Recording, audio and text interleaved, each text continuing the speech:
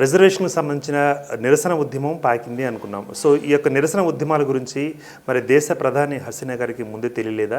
ఒకవేళ బంగ్లాదేశ్లో ఇంటెలిజెన్స్ వ్యవస్థ నిర్వీర్యం అయింది, అందుకే ఇలా జరిగింది అనుకోవచ్చు అంటారు, మీరేమంటారు? బంగ్లాదేశ్లో అండి మన భారతదేశం సంబంధించిన ఇంటెలిజెన్స్ వ్యవస్థ హెచ్చరిస్తూనే ఉంది, ఇన్ఫర్మేషన్ పంపిస్తూనే ఉంది. కానీ ఆమె కూడా ఈ స్థాయిలో జరుగుతుందని ఒక పెద్ద దుర్బుద్ధితోటి వెనకాల ఉండి కొన్ని దేశాలు ఆట ఆడిస్తున్నాయని ఆమె ఇంత గట్టిగా ఇంత గొప్పగా ఆమె ఊహించలేకపోయింది. ఆమె ఏదో మేము రిజర్వేషన్ ఇచ్చాము, 30 నుంచి 5 చేశాము, ఉద్యమం చల్లారిపోతుంది అనుకుంటుంది.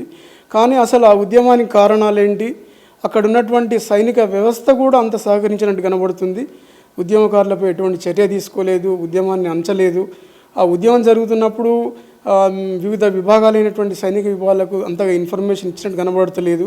ప్రజలకు పూర్తిగా స్వేచ్ఛా వాతావరణం కల్పించి వాళ్ళందరూ కూడా దేశ ప్రధాని యొక్క బంగ్లా మీద పడి ఆమె ఇంట్లో ఉన్నటువంటి వస్తువులు, ఆమెకు సంబంధించినటువంటి టీవీలు, సోఫా సెట్లు, తర్వాత ఇంటి సామాగ్రిని తీసుకొని ఎత్తుకొని పోతుంటే కూడా ఎవరు ఆపేవాళ్ళు లేరు, సైనికులు ఎక్కడ కనబడలేదు. మరి వాళ్ళ చెప్పాలంటే మరి అక్కడ ఉన్నటువంటి సైనిక వ్యవస్థకి మరి చుట్టుపక్కల ఉన్న చైనాకి, పాకిస్తాన్కి సంబంధం ఉన్నట్టు అనిపిస్తుంది. ఎటువంటి సైనిక సహకారం దొరకకపోవడం వల్లనే ఆమెకు పారిపోవడానికి ఆమె నిలిపో అని చెప్పినట్టుగా తెలుస్తుంది. మరి ఇటువంటి వ్యవస్థలో ఏ ప్రధానమంత్రి అయినా కూడా ఏం చేయగలుగుతుందండి?